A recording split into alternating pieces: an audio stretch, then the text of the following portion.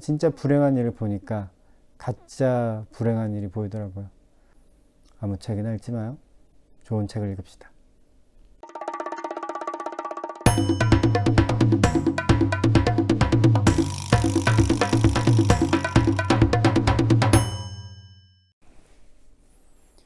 빈집이라는 김인숙 작가의 단편 소설을 읽고 작가의 글을 더 읽어보고 싶었어요. 도서관에서 김인숙 작가의 책을 찾아보니까 생각보다 그렇게 많지는 않더라고요. 그 중에 한 권을 골랐죠. 제목은 단 하루의 영원한 밤. 환상적이고 로맨틱한 분위기가 물씬 풍기는 제목이었는데 빈집에서 읽었던 그런 판타지 요소를 이 책에서도 찾을 수 있을 것이라는 기대감 때문에 이 책에 좀 끌렸던 것 같아요. 나는 빈집과 비슷한 느낌의 장편 소설을 읽고 싶었는데요. 이 책은 장편 소설은 아니라 단편을 묶어놓은 책이에요. 모두 8편의 단편 소설이 이 책 안에 들어있어요.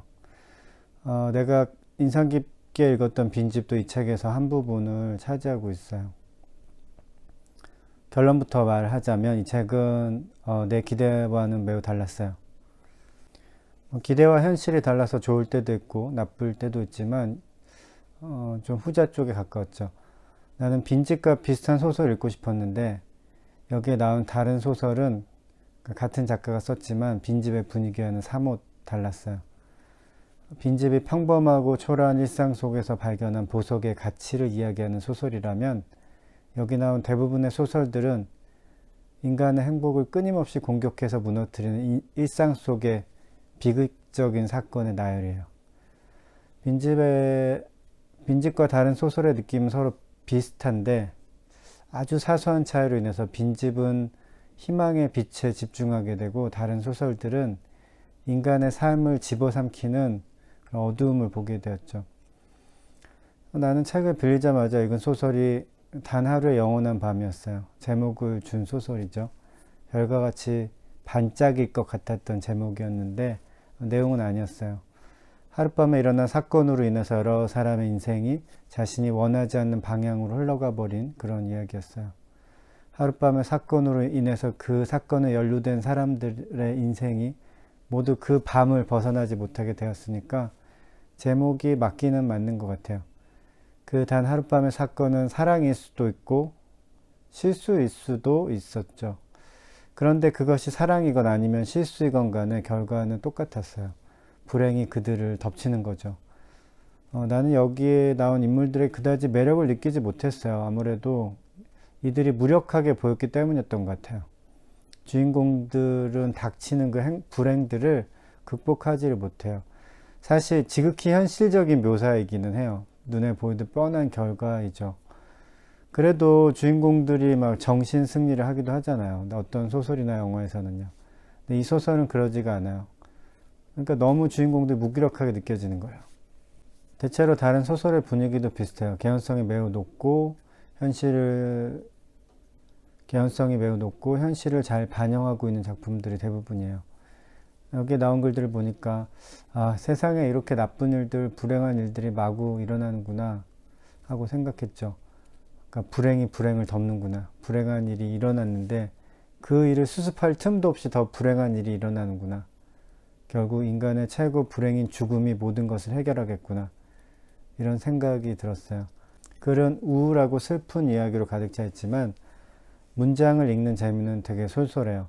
어떤 소설은 몇 쪽을 읽어도 그 이야기 속으로 들어가기가 어려운데 김인숙 작가의 소설은 한 달락만 읽어도 그 이야기 속으로 들어갑니다. 물론 이건 작가의 장점이죠. 그런데 이 소설은 이 안에 온통 우울하고 슬픈 이야기가 가득 차 있어서 그런 단점이 될 수도 있겠구나 하고 생각을 했어요. 여기에 나온 소설 중 한 가지만 소개를 하면요.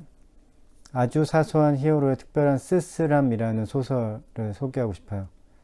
나에게 좀 생각할 거리를 주었어요. 이 소설에는 이혼을 2번 한 남자가 산불을 경험하는 것으로 시작을 해요.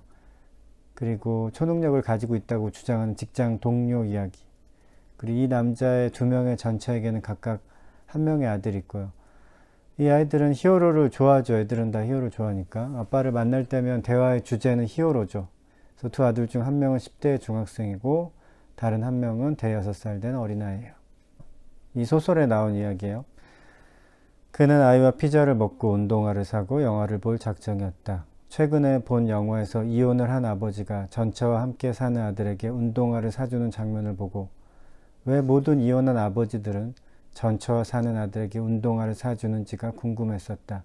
심지어 그는 운동화 매장에서 이혼한 회사 동료가 아들을 데리고 온 걸 본 적도 있었다. 나는 이 구절 읽으면서 나도 만약 이혼하고 아이와 1년에 한 번 만난다면 딱 이 주인공처럼 이럴 것 같다고 생각을 했어요. 피자를 먹고 운동화를 사고 영화를 볼 것 같다고 그렇게 생각했죠. 근데 물론 히어로가 나온 영화를 볼 것 같았어요. 그래서 피자를 먹고 운동화를 사는 것까지는 아들도 뭐 크게 꺼려할 것 같지는 않은데 영화를 같이 보는 거는 아들이 싫어할 수도 있을 것 같더라고요.